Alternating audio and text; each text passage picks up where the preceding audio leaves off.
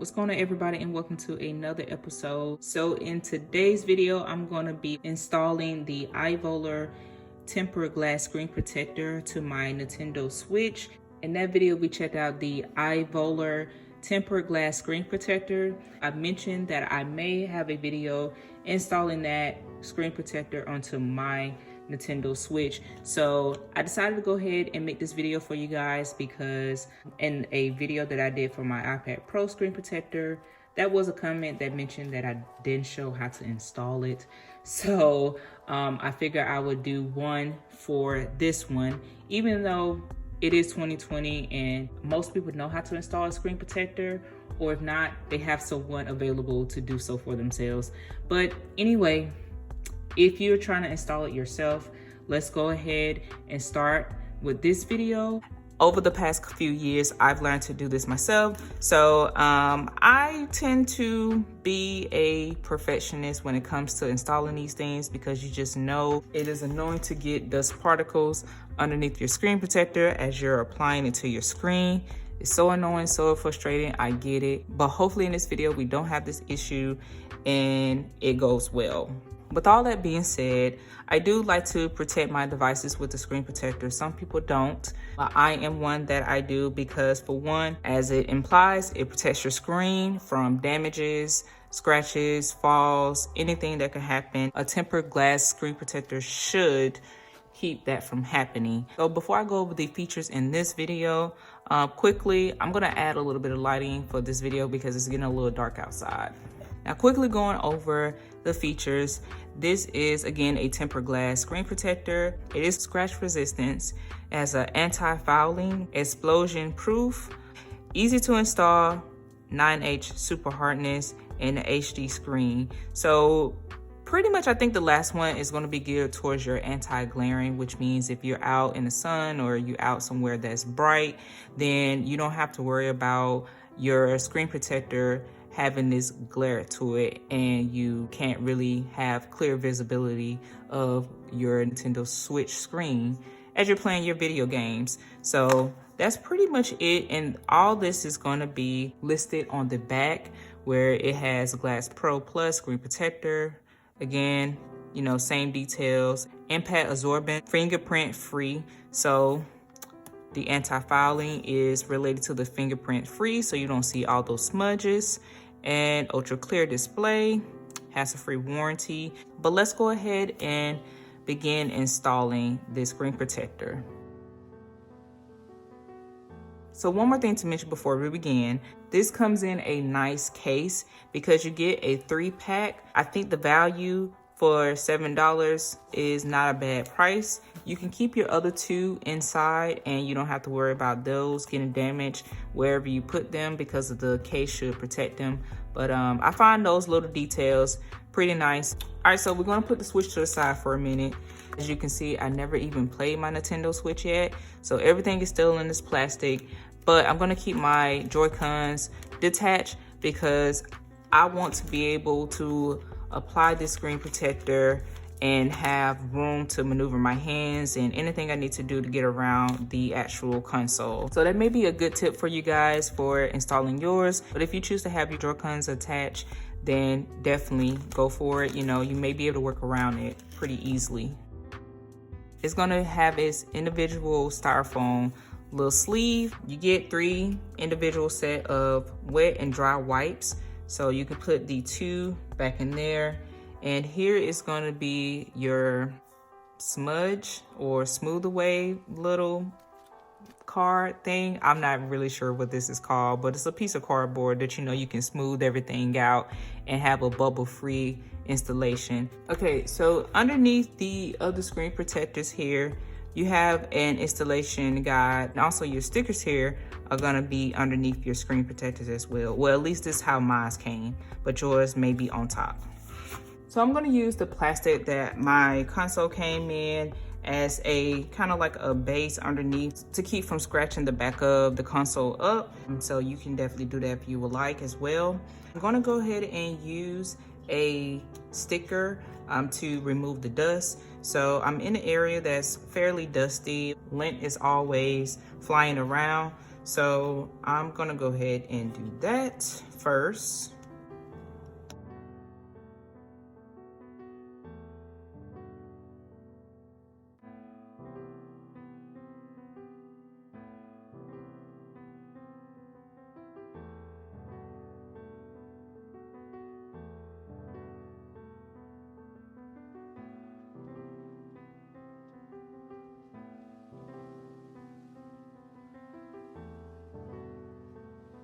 Okay, so pretty much right here, I try to remove any lint that was around the screen.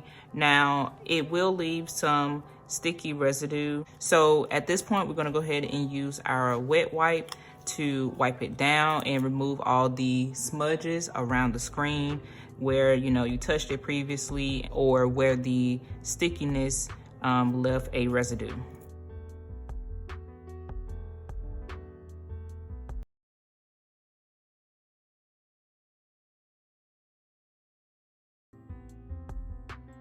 Now, while I'm wiping down the screen, I'm trying to avoid sensitive areas where the alcohol could seep through. This is how I am doing it now. It may vary according to how you would, but this is just somewhat of a guide that I typically do when I am applying a screen protector. Now I'm gonna go ahead and use the dry wipe to wipe the excess wetness of it.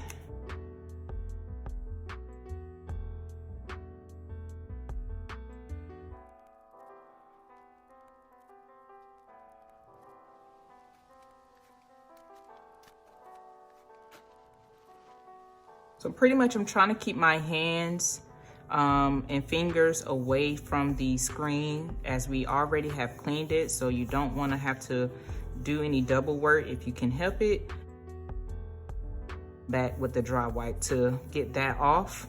And you may have to apply a little bit of pressure doing this so you can fully remove all residues.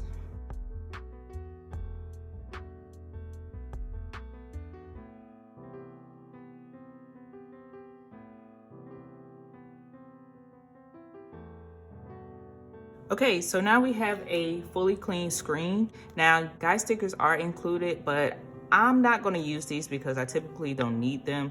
But if you want to use it and use the installation guide that is included with the screen protectors, you can do so. But I'm going to go ahead and apply the screen protector to the switch. So here you got step one of the back of the screen, and pretty much what you're gonna do is just go ahead and peel this off.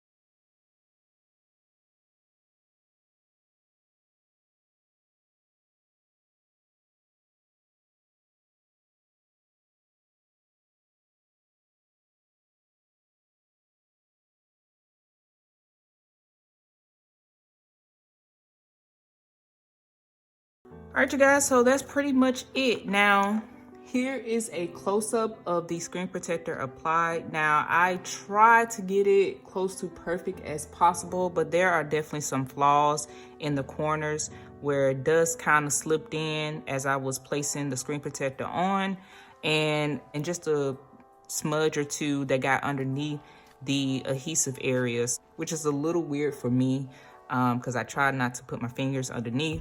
I'm not the most accurate with putting screen protectors on, but I try to come close as possible. And this corner right here, you can see it may be a slight bubble, but hopefully over time that would work itself out. Sometimes that happens as you're using it, but you get 3, so if you mess up, you can definitely try another one and try to get it as perfect as you can. I'm gonna leave this one on because it's fine, and I'm gonna have a case on it, so it's not too distracting for me. I will say the anti-fouling or the fingerprint free claim that they make, I don't know about that. I personally think that this not smudge resistant, so you will see smudges from your fingers, so I don't know about that, but I don't know if that's really a deal breaker for most people. That's just a claim that I see that was made and is not accurate.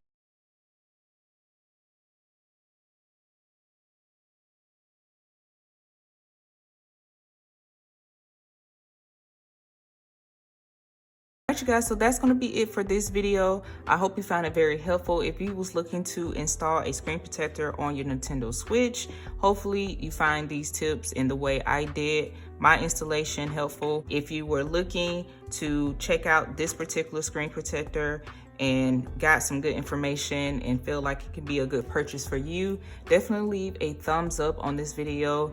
And if you didn't find it helpful, that's definitely okay. Let me know down in the comment section. There are some things that you would do differently, and hopefully your tips can help someone else as well.